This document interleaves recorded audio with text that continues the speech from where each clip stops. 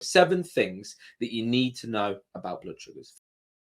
First of all, number 1, blood sugar spikes are a normal and healthy response to eating food. They aren't a bad thing. All right, let me say that again. Blood sugar spikes are a normal and healthy response to eating food. They aren't a bad thing. When you eat carbohydrates, your blood sugars are going to spike. Doesn't matter whether you're type 2 diabetic or not. If I go downstairs, I'm not insulin resistant type or type 2 diabetic, but if I go downstairs and grab a chocolate bar, candy, right, potato chips, whatever, right, if you go downstairs, grab any of those snacks, shove it in my mouth, and then test my blood sugars, I am going to experience a spike in blood sugar. That is what happens when you consume carbohydrates. It is unavoidable.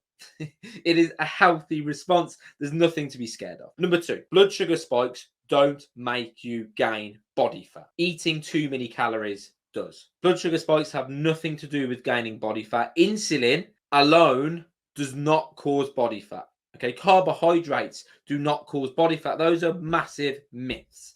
The overconsumption of energy does. Consuming more than what your body needs, consuming more than what your body expends. A surplus of energy causes, in the form of calories, which is a unit for energy, causes fat gain. Blood sugar spikes don't. Insulin does not. Carbohydrates do not cause body fat. Carbohydrates are stored in your muscle tissue and liver as glycogen. Now, many of you ladies might be like, Chris, but I gained so much weight in insulin. That's because more glycogen was forced into your muscle tissue and liver. And for every 1 gram of glycogen, you store 3 grams of water, which is why you gain so much weight. Most of it is water. Now, the third thing that you need to understand, food isn't the only thing that can spike blood sugar. Lack of hydration can. High intensity exercise can spike your blood sugar. Lack of sleep can spike your blood sugar. Stress can spike your blood sugar. You know, both physical stress, like being hurt, injuring yourself, cold, flu, or emotional stress. All of those things, plus so many other things, can spike your blood sugar. Even if you haven't eaten anything, and you're like, but I haven't eaten anything. I've tested my CGM. I'm looking at my, watch that it's come through on, and my blood sugar's going up. I haven't eaten anything. There are so many other things that we've spoken about, just lack of hydration, high intensity exercise, lack of sleep, stress, hydration. All of these things impact blood sugars too. Number 4, blood sugar spikes from food are individual. Blood sugar spikes are individual to the person due to having an individual level of insulin resistance, especially when we're discussing type 2 diabetes. Your response to eating a specific food will not be the same response to anyone else eating that same specific food in the same amount,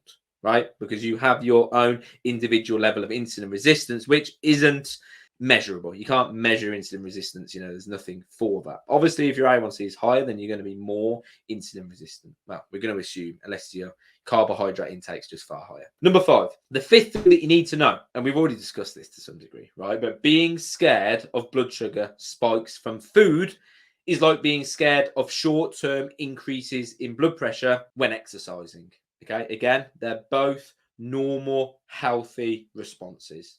Okay, it's going to happen. Number 6, blood sugar spikes and drops don't definitely cause hunger, don't definitely cause an increase in appetite. And we know this because potatoes, apples, and oatmeal are consistently rated among the most filling foods there are. Okay, so blood sugar spikes don't definitely cause hunger or create or increase hunger, because we know that potatoes, apples, and oatmeals are actually some of the most satiating and filling foods that there are. And guess what? All of those foods are going to cause some blood sugar spike because all of those foods contain some carbohydrates, right? And last but not least, the 7th thing, if you're one of the doctors, endocrinologists, or coaches who are, demonizing blood sugars, making them sound something that are abnormal and bad, if you're one of those people making other people scared of foods that do increase blood sugar, you're causing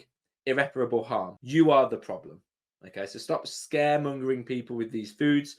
Blood sugar spikes are entirely normal and they're going to happen. I hope this helps you understand that if you've got a CGM, when you see a spike, it's not the end of the world. It's not a bad thing. It's a normal response. Hope this helps you understand that when you see a spike in blood sugar, that spike, even though you haven't eaten anything, is a really strange abnormal thing, because it's not. There are so many other things that impact blood sugars. You need to be at peace with the fact that you are never going to be entirely in control of your blood sugar. You're never going to be entirely in control. Do what you can, control what you can. Hope this helps remove some anxiety around blood sugars. If you found this helpful, comment helpful down below. If you've got any questions about any of the things we've discussed, comment those questions down below too. All right. Have a good day.